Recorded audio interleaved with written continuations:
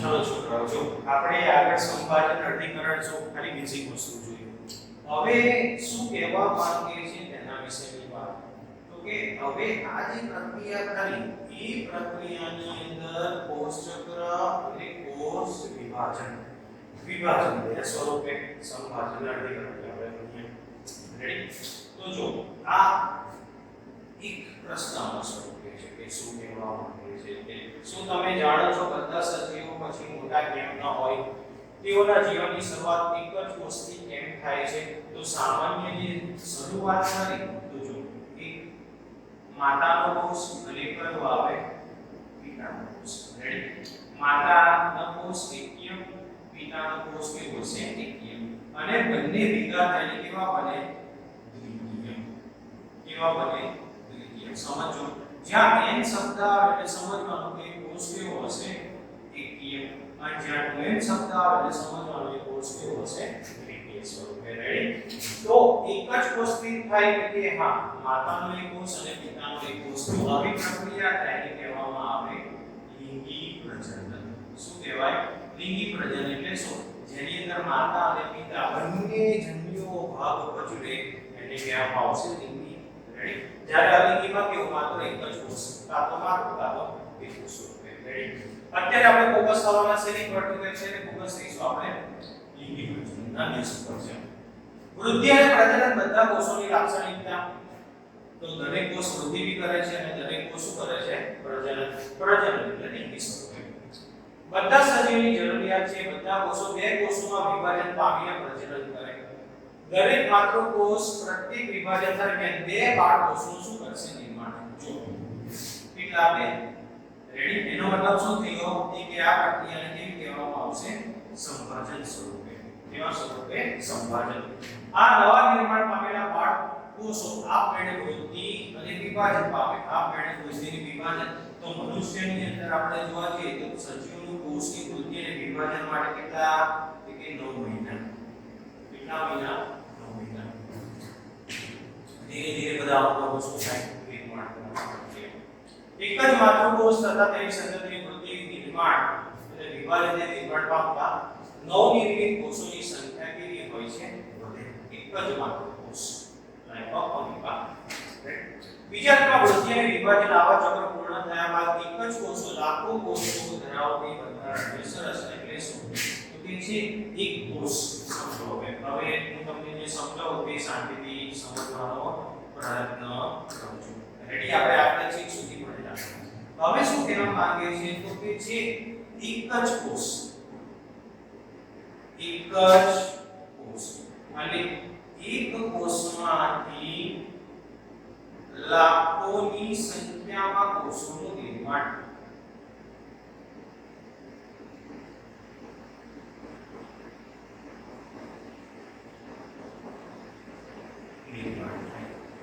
કેવા? એક જ કોષમાંથી. તો આપણા શરીરની અંદર માનવની ઉત્પત્તિની જે પ્રક્રિયા કરે તો એક માતૃ અને પિતૃ કોષ જેના દ્વારા એક જ કોષમાંથી સંપૂર્ણ શું કરે છે? એક જ કોષમાંથી સંપૂર્ણ દેહનું શું થાય છે? નિર્માણ. તો એક જ કોષમાંથી સંપૂર્ણ દેહનું જે નિર્માણ થશે તો એવા કોષને શું કહેવામાં આવશે?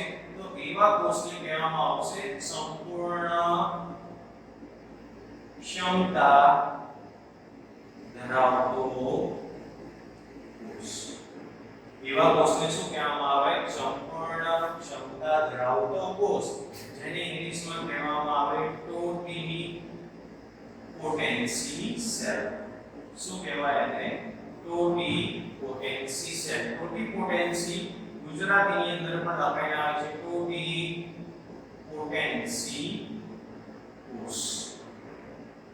આ રીતે ટેક્સ્ટબુક રેફરન્સ બુકમાં તો યાદ રાખો એક જ કોષમાંથી સંપૂર્ણ દેહનું નિર્માણ થાય એવા કોષને શું કહેવામાં આવશે? સંપૂર્ણ ક્ષમતા ધરાવતો કોષ, પૂર્ણ ક્ષમતા ધરાવતો કોષ, કાં તો એને કહેવામાં આવશે ટોટી પોટેન્સી સેલ. આ ટોટી પોટેન્સી કોષ તરીકે પણ એને ઓળખવામાં આવે છે.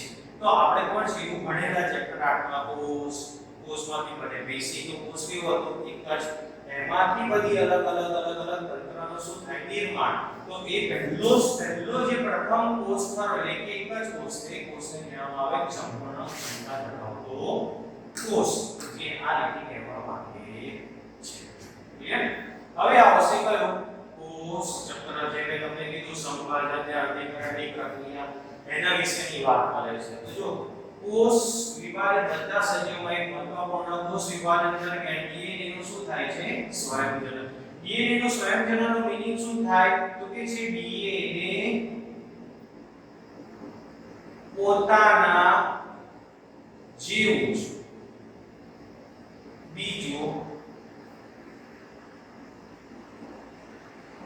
ડીએનએ શૃંખલા ઉત્પન્ન કરે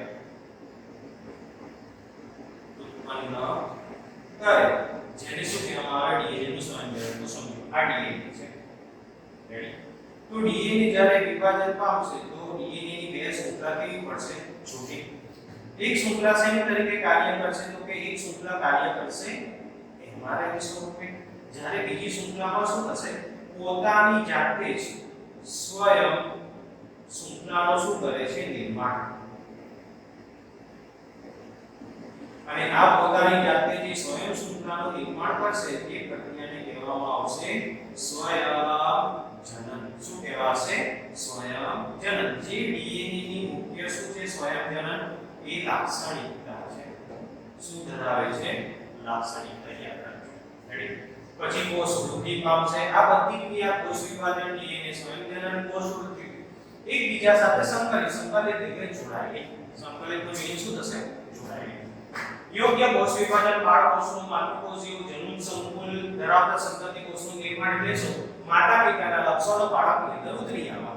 રેડી? એને જનન સંકુલ સ્વરૂપે કોષ તેના દ્વારા જનન દ્રવ્યનું દ્વિગુણન એટલે એકમાંથી બે કાં તો એકમાંથી ચાર. અન્ય ઘટકોનું સંશ્લેષણ. તો અન્ય ઘટકોનું સંશ્લેષણમાં કોણ આવશે તો યાદ રાખજો અન્ય ઘટકોના સંશ્લેષણની અંદર આવશે પ્રોટીન. ખાસ કયો આવશે પ્રોટીન. યાદ રાખજો.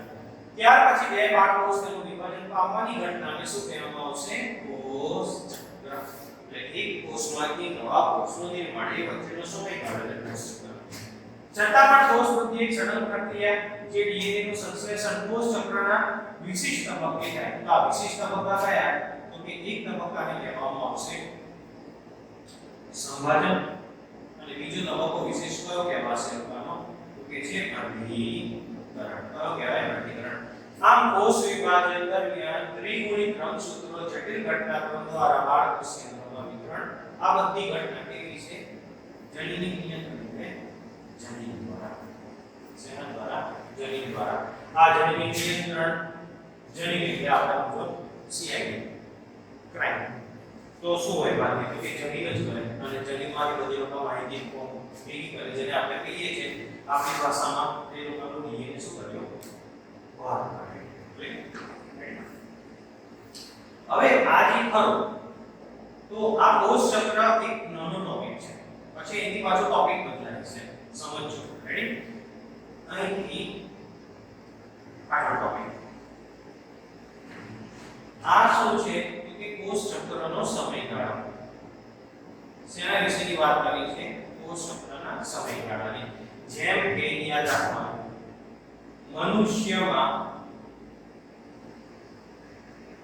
કોષ ચક્રનો